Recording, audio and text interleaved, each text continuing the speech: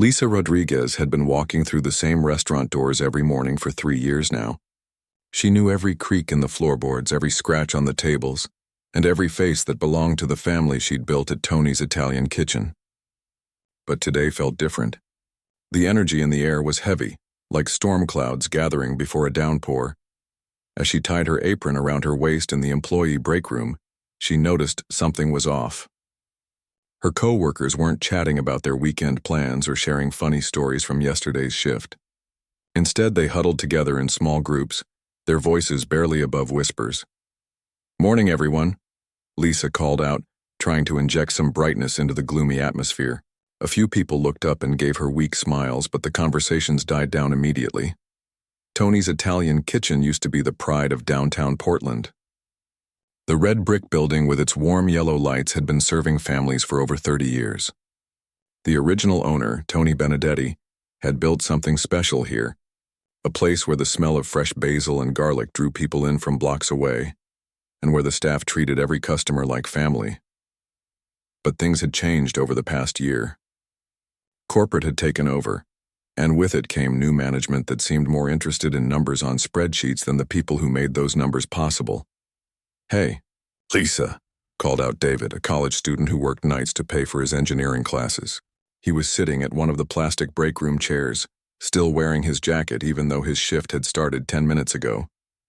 "Did you check your schedule for next week?" Lisa pulled out her phone and opened the staff app. Her heart sank as she scrolled through the hours. 22 hours? That's 8 hours less than last week. "Join the club," said Carol, a woman in her 50s who had worked here longer than anyone else. She had 3 kids, 2 of them in high school, and her husband drove a delivery truck. "I'm down to 20 hours. How am I supposed to pay rent with 20 hours? The reality was hitting all of them hard. In a job where they depended on tips to make ends meet, fewer hours meant less money. And lately even the tips had been getting smaller, because customers could sense the tension in the restaurant. Lisa remembered when she first started working here.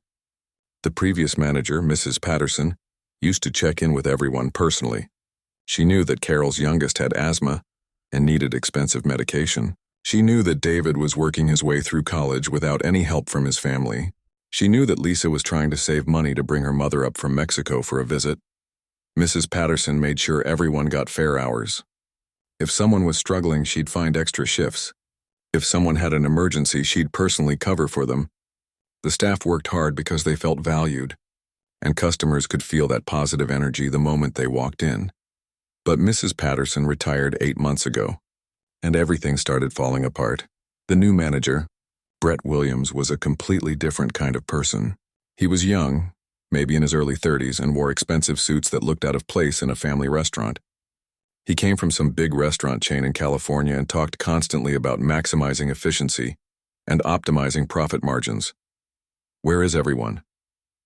Brett's voice cut through the break room like a knife. He stood in the doorway, checking his watch with an annoyed expression. "Shift started 5 minutes ago. Time is money, people."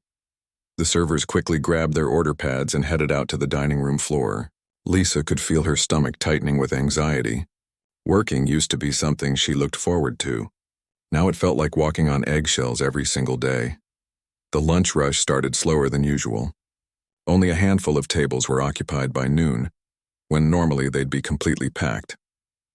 Lisa noticed that several of their regular customers hadn't been coming in as often.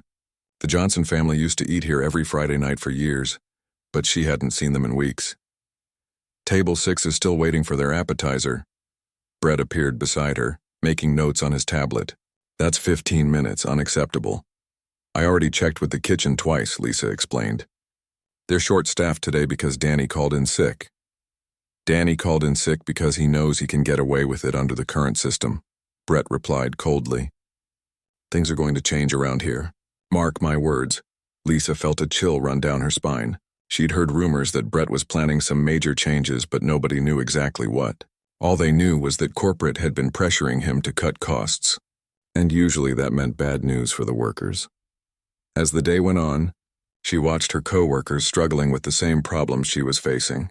Tips were down because service was slower due to understaffing. Hours were being cut, but the workload remained the same. Everyone was stressed, and it showed in their interactions with customers. David was trying to balance 4 tables by himself when normally that section would have 2 servers. Carol was covering the entire back dining room alone, practically running between tables. The kitchen was backed up because they were missing 2 cooks who had quit the previous month and hadn't been replaced. "This is crazy," whispered Amy, another server who had started around the same time as Lisa. She was a single mom with a 6-year-old daughter, and this job was her only source of income. "I made $60 in tips yesterday. $60 for an 8-hour shift. I used to make double that on a slow day." Lisa nodded, understanding exactly what Amy meant. They were all feeling the pinch. The cost of everything was going up, but their income was going down. It was becoming impossible to make ends meet. The afternoon brought even more stress when Brett called an impromptu staff meeting during the dinner rush. He gathered everyone in the back office, a cramped space barely big enough for 5 people, let alone the entire wait staff. "I've been reviewing our performance numbers," he began, holding a folder full of charts and graphs. "Our labor costs are too high, and our per-table sales averages are too low. Corporate isn't happy with our margins." Lisa exchanged glances with David and Carol. They all knew what was coming. "Starting Monday, we're implementing some new policies that will help turn the ship around," Brett continued. "I'll be scheduling individual meetings with each of you tomorrow to discuss the changes." "What kind of changes?" Carol asked, her voice shaky. "All will be revealed tomorrow," Brett replied with what he probably thought was a reassuring smile. "Let's just say we're going to align everyone's interests with the restaurant's success. When the restaurant does well, you'll do well. When it doesn't..." He left the sentence hanging in the air. That evening, as Lisa walked to her car after closing, she felt more worried than she'd ever been about her job. She loved working with food, loved meeting new people, and loved being part of a team that made customers happy. But lately, it felt like all the joy had been sucked out of the place she used to call her second home. She sat in her car for a moment before starting the engine, watching the restaurant's lights turn off one by one. 3 years ago, she'd been so excited to get hired here. It felt like winning the lottery. Good tips, friendly coworkers, and a boss who actually cared about her employees. Now she was seriously considering looking for another job, and she knew she wasn't the only one. Half the staff was already updating their resumes, but jobs in the service industry weren't easy to find, especially ones that paid decently. As she drove home to her small apartment, Lisa couldn't shake the feeling that things were about to get much worse before they got better. She had no idea that her instincts were absolutely right, or that the changes Brett was planning would push everyone to their breaking point. What she also couldn't have imagined was that someone very important was about to take notice of what was happening at Tony's Italian kitchen. Someone who had the power to change everything, but who first needed to see just how bad things had really become. The next morning came too quickly for Lisa and her coworkers. The individual meetings Brett had promised were scheduled throughout the day, and everyone was nervous. The restaurant felt different, like a doctor's waiting room where everyone was expecting bad news. Lisa was called in first, right at the start of her shift. Brett's office was a tiny space behind the kitchen, cluttered with corporate binders and motivational posters that felt completely out of place. She sat down in the uncomfortable plastic chair across from his desk, trying to read his expression. "Lisa, you've been here 3 years, right?" Brett began, flipping through a file with her name on it. "Good performance reviews, reliable customers like you?" "Thank you," she replied cautiously, unsure where this was heading. "That's exactly why I wanted to talk to you first. You're going to help me roll out our new compensation structure." He leaned back in his chair with a smile that didn't reach his eyes. "It's really exciting. We're moving to a performance-based system that rewards our best people." Lisa felt her stomach drop. In her experience, whenever managers talked about rewarding the best people, it usually meant everyone was about to get less money. "Starting next Monday, we're adjusting your base hourly wage," Brett continued, pulling out a calculator. "You're currently making $14 an hour, which frankly is above market rate for this type of position. We're bringing that down to $10 an hour." $10? Lisa couldn't hide the shock in her voice. "That's a $4 cut." "But here's the exciting part," Brett said quickly, as if he hadn't heard her concern. "You'll have unlimited earning potential through our new commission system. For every appetizer you sell, you get 50 cents. Every dessert, 30 cents. Every specialty drink or wine, $1. Plus, you'll get a bonus percentage based on your table's total bill." Lisa's mind raced, trying to do the math. On a busy night, she might serve 20 tables. If she could convince every table to order an appetizer and a dessert, that would be... She stopped calculating when she realized how impossible that scenario was. Brett, most customers don't order appetizers and desserts, especially not during lunch shifts. And wine? We barely sell any wine during the day. That's where the performance aspect comes in, he replied, completely ignoring her practical concerns. The servers who adapt to this new system will thrive. The ones who don't, he shrugged. Well, maybe this isn't the right fit for them. Lisa sat there stunned. She was losing $4 an hour in guaranteed income, and her ability to make up that money depended on convincing customers to buy things they might not want. It felt wrong on so many levels. Can I ask why this change is happening? She said, trying to keep her voice steady. Brett's expression hardened slightly. Corporate has made it clear that our labor costs are unsustainable. This new system will help us control those costs while giving motivated employees a chance to earn more. It's win-win. Lisa wanted to point out that it was only win-win if you ignored the fact that most servers would end up making less money, but she bit her tongue. She needed this job even if it was getting worse by the day. I'll need you to set a positive example for the team, Brett added. Show them how the new system works. Can I count on you? What choice did she have? Lisa nodded reluctantly and left the office feeling like she'd just agreed to something terrible. Throughout the day, she watched as her coworkers went in for their meetings, one by one. Each person came out looking more dejected than the last. David emerged from his meeting looking like he'd seen a ghost. Carol came out wiping tears from her eyes.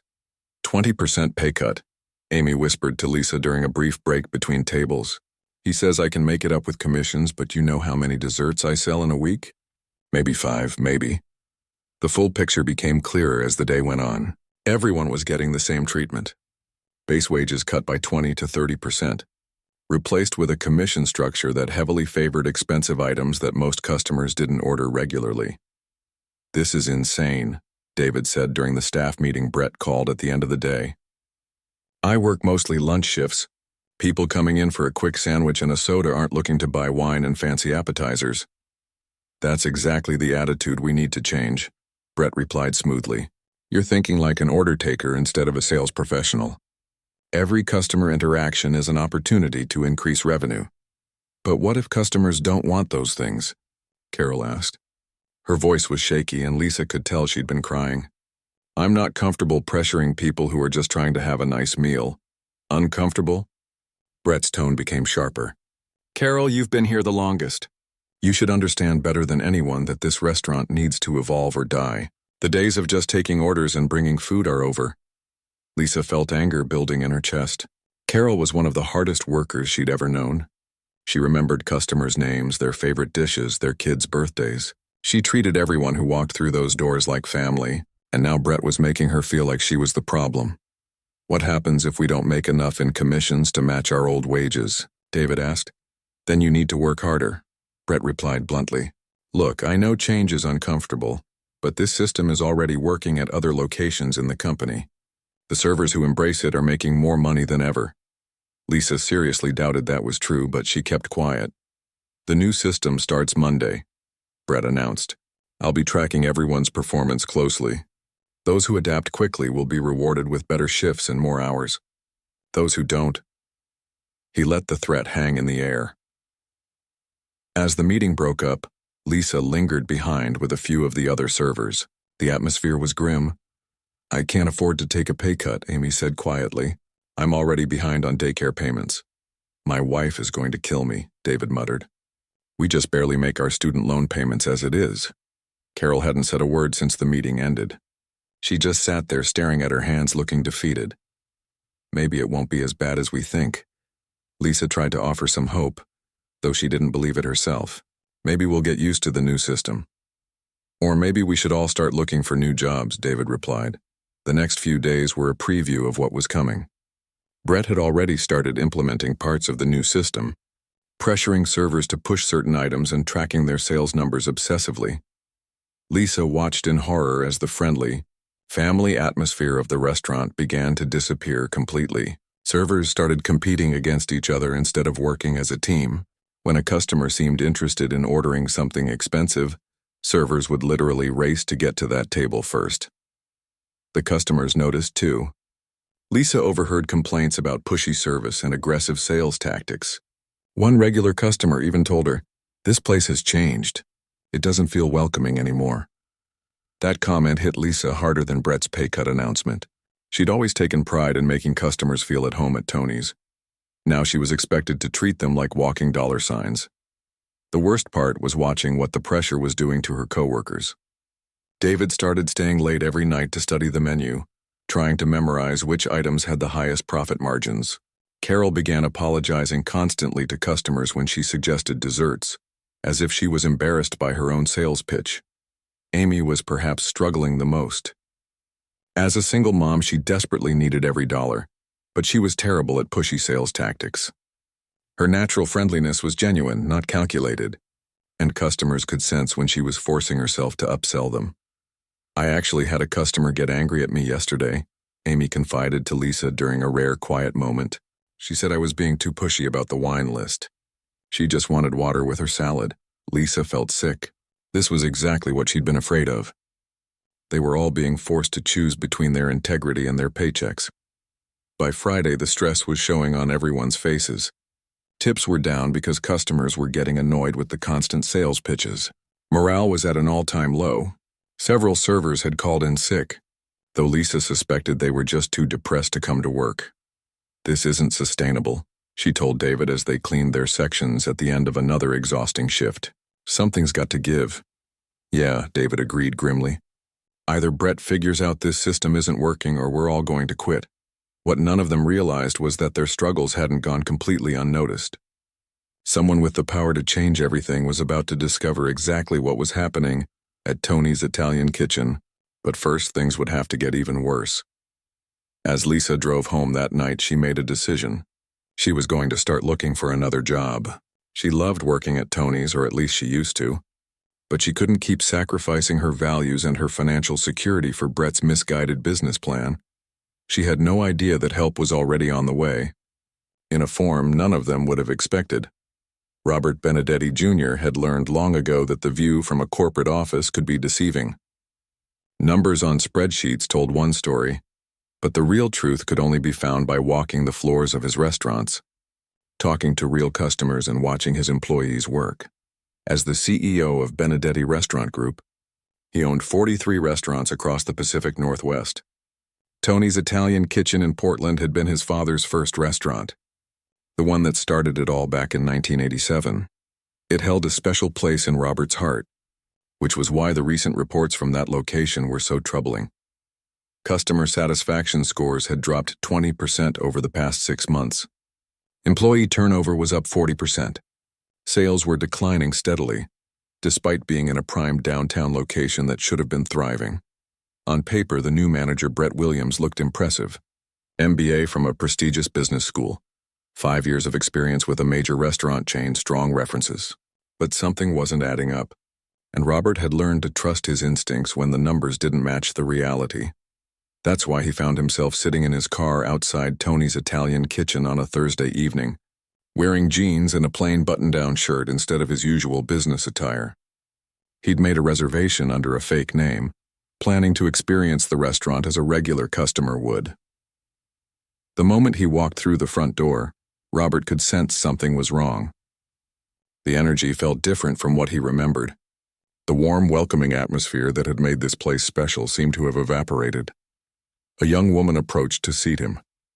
Her name tag read Amy, and though she smiled politely, Robert could see exhaustion in her eyes. There was a tension in her shoulders that spoke of stress and worry. "Table for one?" she asked, grabbing a menu from the hostess stand. "Please," Robert replied, studying her face. He'd been in the restaurant business long enough to read people, and this server looked like someone carrying a heavy burden. Amy led him to a small table near the window, the kind of spot that usually had a nice view of the street. But Robert found himself watching the dining room instead, observing interactions between staff and customers. What he saw concerned him immediately. At a nearby table, he watched a server who looked like she was in her 50s approaching a family with 2 young children. "Good evening, folks. Can I start you off with one of our delicious appetizers tonight? The calamari is fresh and our bruschetta is made with locally grown tomatoes." The father looked up from his menu with a slightly annoyed expression. We just sat down. Can we have a minute to look at the menu? Of course, the server replied, but Robert could hear the forced enthusiasm in her voice. I'll also mention that we have an excellent wine selection and our tiramisu is absolutely to die for. The mother gave her husband a look that clearly said, "What's with the hard sell?" Robert felt uncomfortable just watching the interaction, and he wasn't even part of it. When Amy returned to take his order, Robert decided to test what was happening. I'll have the spaghetti carbonara, he said simply. Excellent choice, Amy responded, but then her expression shifted slightly, like she was steeling herself for something unpleasant. Can I interest you in starting with an appetizer? Our mozzarella sticks are very popular. Robert studied her face carefully. She looked like she was reciting lines from a script she didn't believe in. No thank you, just the pasta. How about a nice glass of wine to go with that? We have a wonderful Chianti that pairs perfectly with carbonara. Just water, please. He could see relief flash across Amy's features, as if she was grateful he wasn't making her push harder. That reaction told him everything he needed to know about what was happening here. As the evening progressed, Robert watched the same pattern repeat at table after table. Servers pushing appetizers, desserts, and drinks with an aggressive desperation that was making customers visibly uncomfortable. He overheard one couple, actually, discussing whether they should leave because the service felt too pushy, but what really broke his heart was watching how the pressure was affecting his employees. The server he'd seen earlier, the older woman, was now at a table with an elderly couple. Robert could hear pieces of their conversation. I'm sorry to keep bothering you about dessert, she was saying, her voice heavy with embarrassment. It's just, we have this new system. The elderly man reached across and patted her hand gently. Don't worry about it, dear. We understand you're just doing your job. Robert felt his chest tighten with anger. His employees shouldn't have to apologize to customers for doing what management was forcing them to do. This wasn't the culture his father had built, and it certainly wasn't what Robert wanted his restaurants to represent. When Amy brought his pasta, Robert decided to dig a little deeper. How long have you worked here? He asked casually. About 3 years, Amy replied, setting down his plate. It's been a good job. Well, she caught herself, clearly realizing she'd almost said something she shouldn't. I mean, it's fine. You almost said something else, Robert pressed gently. Problems? Amy glanced around nervously, making sure no one was listening. New management, she said quietly. Big changes. It's challenging. What kind of changes? For a moment, Amy looked like she wanted to unload everything. But then she seemed to remember where she was. I should let you enjoy your meal, she said diplomatically, though Robert could see the sadness in her eyes. As he ate, Robert continued to observe. He watched servers practically sprint between tables, trying to maximize their sales numbers. He saw the stress on their faces when customers declined their suggestions.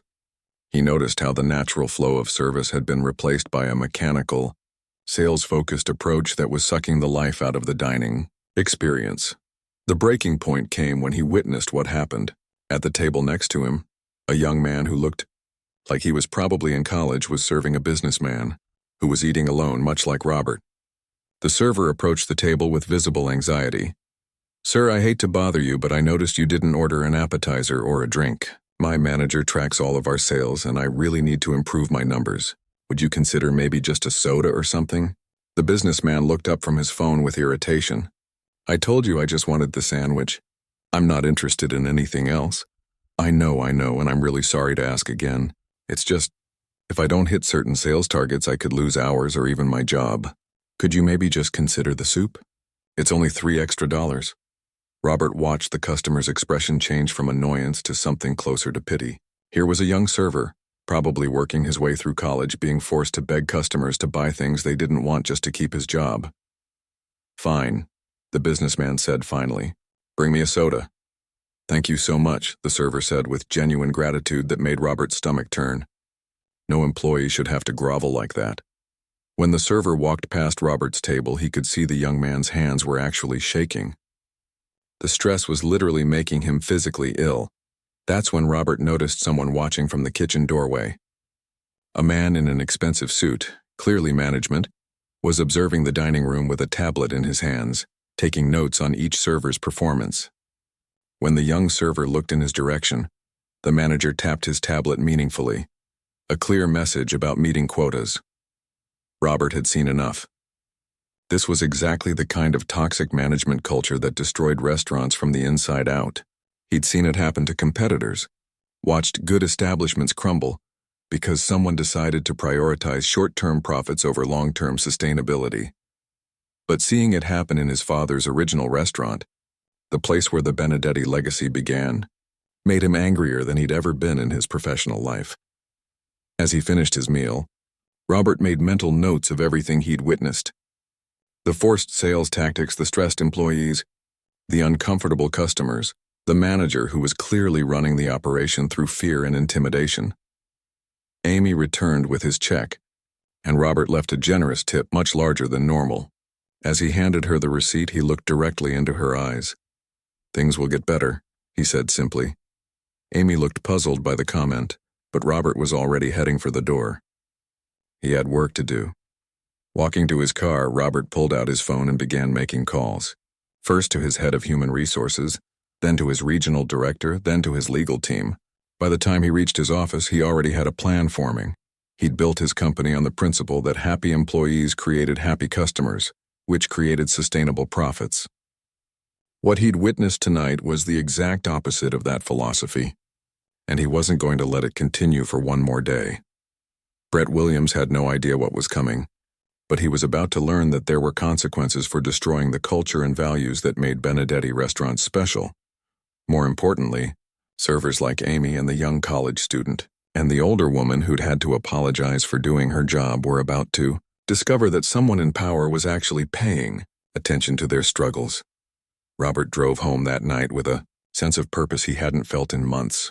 Tomorrow he was going to remind everyone in his organization what it really meant to treat employees with dignity and respect. Robert Benedetti Jr. arrived at his corporate office at 6 a.m, 2 hours before his usual time. He'd barely slept after what he'd witnessed at Tony's Italian kitchen, and he was determined to get to the bottom of what was happening at his father's original restaurant. His assistant Jennifer was surprised to find him already at his desk when she arrived at 8. "You're here early," she observed, setting down his usual morning coffee. "Everything okay?" "Pull everything we have on the Portland location," Robert said without looking up from his computer. Employee records, financial reports, customer feedback, management evaluations, everything from the past year. Jennifer could hear the tension in his voice. In the 5 years she'd worked for Robert, she'd rarely seen him this focused and angry at the same time. "Should I clear your morning meetings?" she asked. "Clear the whole day," Robert replied, "and get me a conference call with Linda from HR and Tom from our regional office. I want them here by 10. As Jennifer hurried to make the arrangements, Robert began diving into the data. What he found made his blood boil even more than what he'd witnessed the night before. The financial reports showed that Brett Williams had indeed reduced labor costs at the Portland location, but not through improved efficiency. He'd simply cut everyone's wages and reduced staffing to dangerously low levels.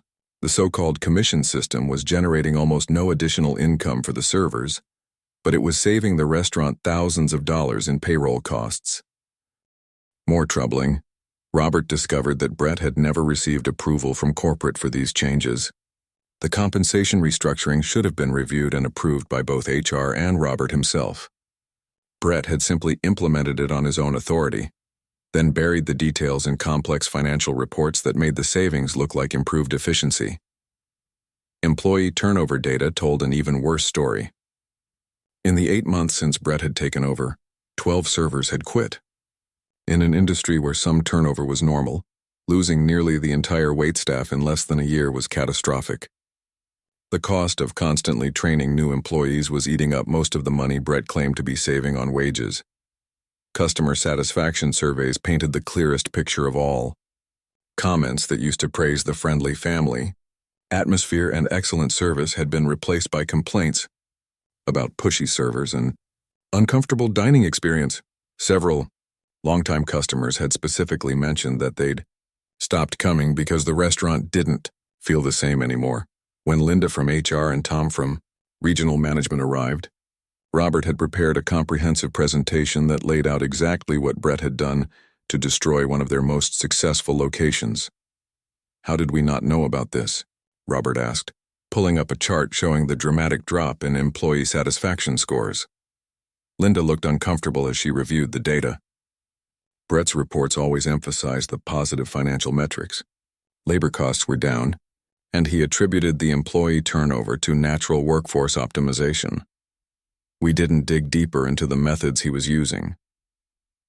Natural workforce optimization, Robert repeated bitterly. You mean driving good employees away with unfair wage cuts and impossible sales quotas?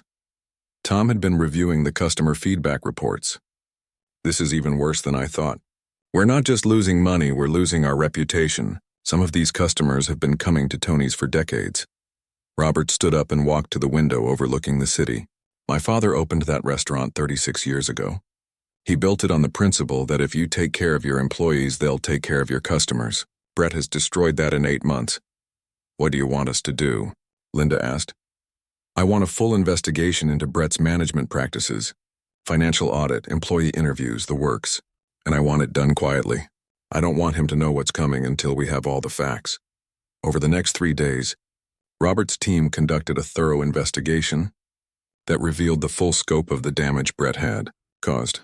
They discovered that Brett had been manipulating sales reports to hide the fact that overall revenue was actually declining. By focusing only on profit margins and labor costs, he'd made his performance look better on paper while the restaurant was actually failing. Employee interviews revealed a culture of fear and intimidation that went far beyond what Robert had witnessed during his undercover visit. Servers reported being written up for failing to meet impossible sales quotas, having their schedules cut as punishment for low performance, and being publicly humiliated during staff meetings for not pushing expensive items aggressively enough. One particularly disturbing revelation came from David, the college student Robert had seen begging a customer to buy a soda. When interviewed privately, David broke down and revealed that Brett had actually been taking a percentage of the server's commission earnings as a management fee, something that was both illegal and completely against company policy. He told us it was to cover the administrative costs of tracking our sales, David explained to the HR investigator. But it felt wrong. We were already making less money than before, and then he was taking some of what little commission we did earn. The financial audit confirmed that Brett had been skimming money from the commission system, pocketing thousands of dollars that should have gone to the servers. He'd hidden this by creating fake administrative expenses and manipulating the payroll system. But perhaps the most damaging discovery was what the investigation revealed about Brett's long-term plans for the restaurant. In his personal files, they found emails to other restaurant chains discussing Tony's underperforming status and his efforts to position himself as the person who could turn it around by implementing aggressive cost-cutting measures. It became clear that Brett had been sabotaging the restaurant deliberately, planning to use its failure as a stepping stone to a better position with a competitor. He'd been treating the Portland location as a testing ground for extreme cost-cutting measures, using the employees and customers as guinea pigs for his experiments. This is corporate espionage, Tom said when Robert showed him the emails. He's been working against us from the beginning. Robert felt sick reading through Brett's correspondence. The man had taken a thriving family restaurant and systematically destroyed it, all while planning to use that destruction to advance his own career somewhere else. The final piece of evidence came when they discovered Brett's communications with suppliers. He'd been accepting kickbacks from vendors in exchange for exclusive contracts, another clear violation of company policy that had been driving up food costs while he claimed to be improving efficiency. How much money are we talking about? Robert asked Linda after she finished presenting the financial analysis. Between the wage theft, the kickbacks, and the lost revenue from declining sales, we're looking at approximately $200,000 in direct losses. That doesn't include the long-term damage to our reputation or the cost of rebuilding the staff and customer base. Robert sat quietly for several minutes, processing everything they'd discovered. Brett Williams hadn't just been a bad manager. He'd been actively criminal in his behavior. He'd stolen money from employees who were already struggling, destroyed the culture of a beloved family restaurant, and damaged relationships with customers who had been loyal to the Benedetti brand for decades.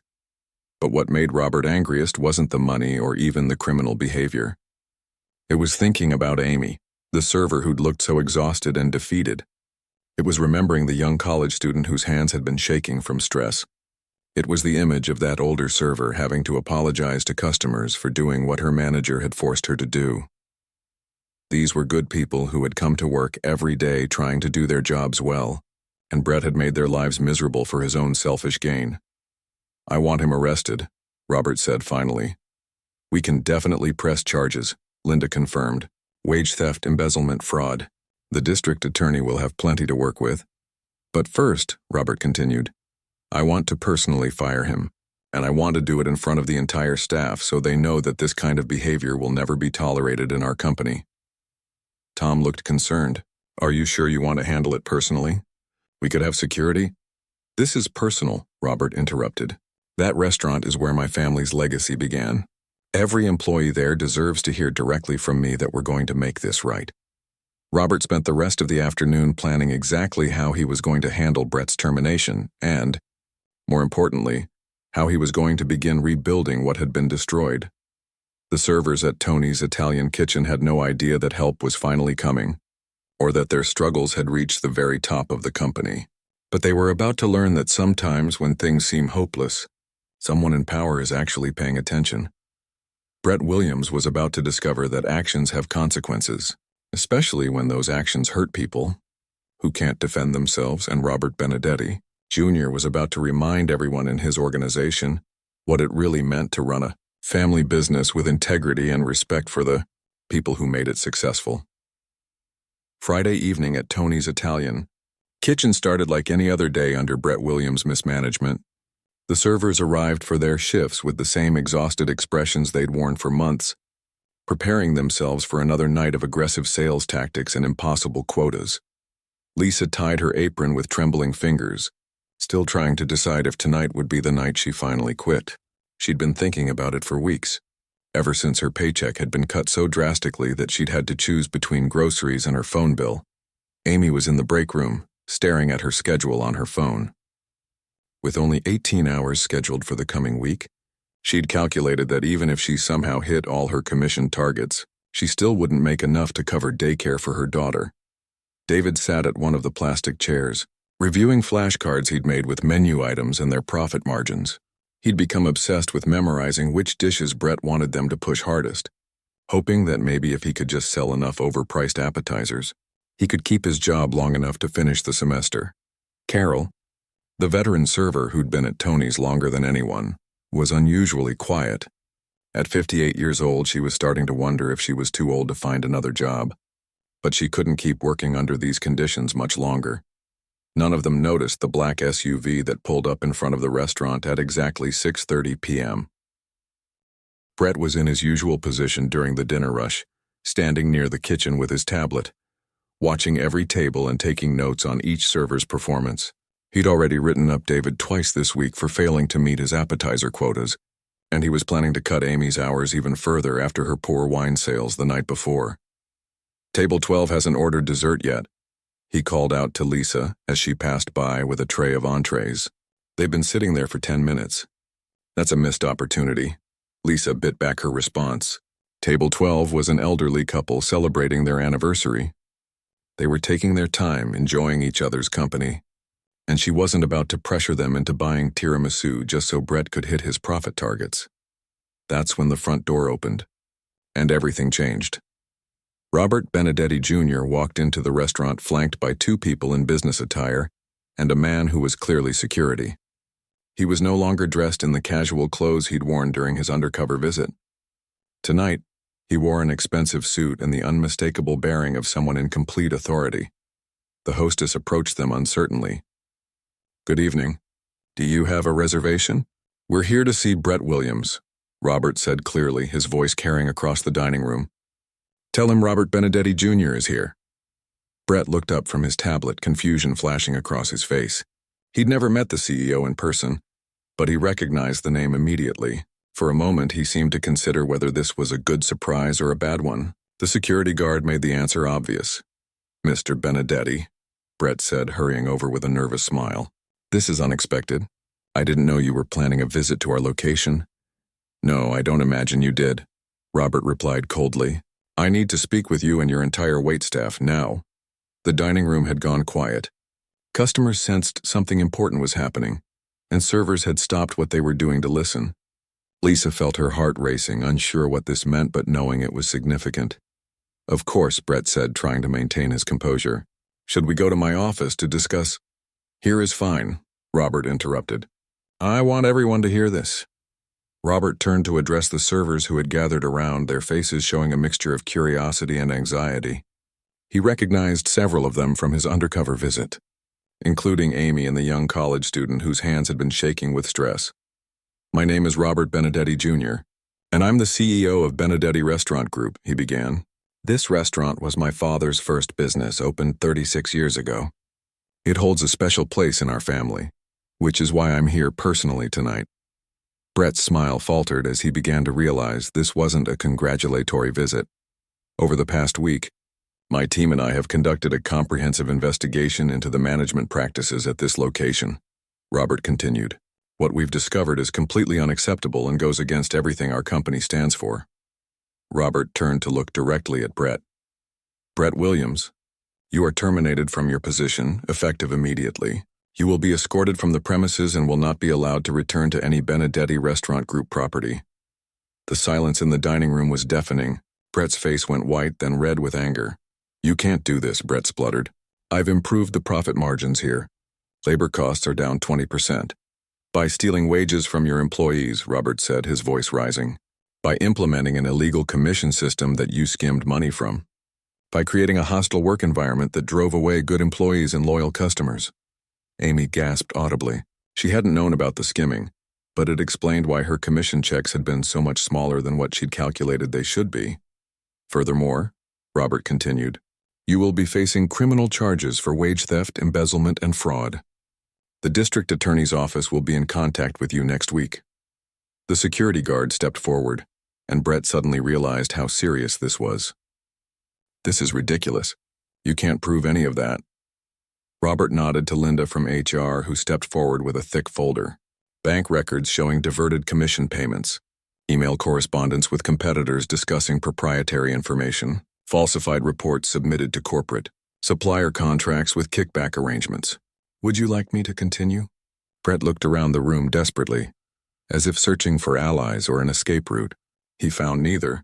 Even the customers were staring at him with disgust as they realized what kind of person had been running their neighborhood restaurant. Get out, Robert said simply. Now. As security escorted Brett toward the door, Robert turned back to the servers, his expression softening completely. I owe all of you an apology, he said. What happened here should never have been allowed to continue for 8 months.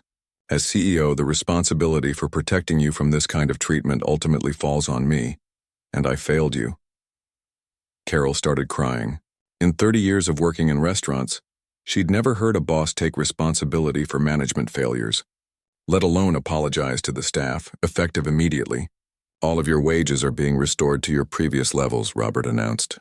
Everyone will receive back pay for the money you lost under the illegal commission system, plus compensation for the wages that were stolen from your commission earnings. Lisa felt her knees go weak with relief.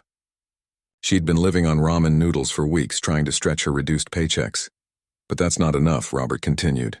Each of you will also receive a bonus equal to 1 month's pay at your restored wage level, as compensation for what you've endured.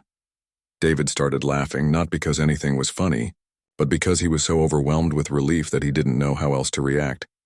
Additionally, Robert said, we're implementing new policies company-wide to ensure this never happens again. No manager will be allowed to change compensation structures without approval from both HR and executive leadership.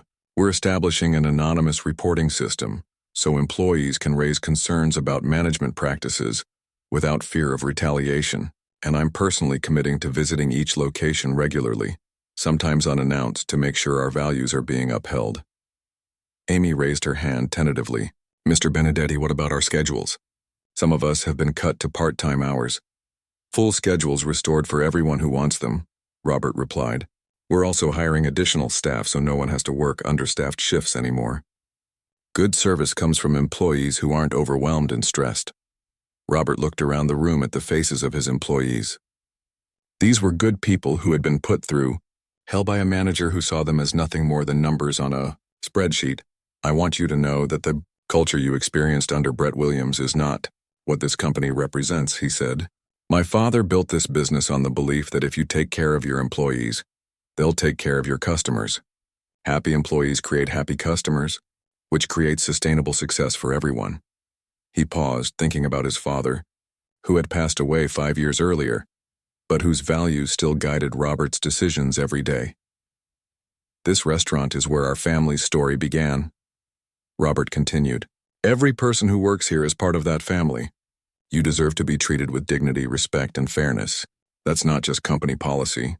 That's a personal promise from me. The transformation that followed was remarkable.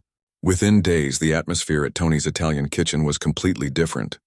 Servers were smiling again, genuinely engaging with customers instead of trying to pressure them into unwanted purchases. Lisa found herself looking forward to coming to work for the first time in months. With her full wages restored and the back pay Robert had promised, she could finally afford to bring her mother up from Mexico for a visit. Amy was able to increase her hours and start saving money for her daughter's college fund. The stress lines that had been etched on her face began to fade as she remembered why she'd loved working in restaurants in the first place. David threw away his flashcards of profit margins and wine pairings, instead focusing on what he'd always done best, making customers feel welcome and ensuring they had a great dining experience. Carol became an informal mentor to newer servers, sharing 30 years of wisdom about hospitality and customer service. The apologetic, defeated woman who had been forced to push unwanted desserts was replaced by the confident professional she'd always been. Customer satisfaction scores began climbing immediately. Within a month, they were higher than they'd been before Brett's tenure. Regular customers who had stopped coming started returning, many of them commenting on how much better the atmosphere felt. 3 months later, Tony's Italian Kitchen was not only back to its previous performance levels, but exceeding them. The restaurant had become a model for other locations in the company, demonstrating what was possible when employees were treated with respect and dignity. Robert kept his promise about regular visits, showing up unannounced every few weeks to eat dinner and chat with staff. But these visits weren't inspections. They were opportunities to stay connected with the people who made his business successful. The story of what happened at Tony's became legendary throughout Benedetti Restaurant Group. It served as both a cautionary tale about the dangers of toxic management and an inspiring example of what could happen when leadership prioritized people over profit margins. For Robert, the experience reinforced everything he believed about running a family business. Numbers and profit margins were important, but they meant nothing if achieved by destroying the lives and dignity of the people who made success possible. And for the servers at Tony's Italian Kitchen, it proved that sometimes, even when things seem hopeless, there are people in positions of power who will stand up for what's right. They learned that their voices mattered, their dignity had value, and their hard work deserved to be respected and fairly compensated. The family atmosphere that Tony Benedetti Sr. had created 36 years earlier was not just restored, it was stronger than ever, built on a foundation of trust, respect, and the knowledge that everyone in the organization was truly valued.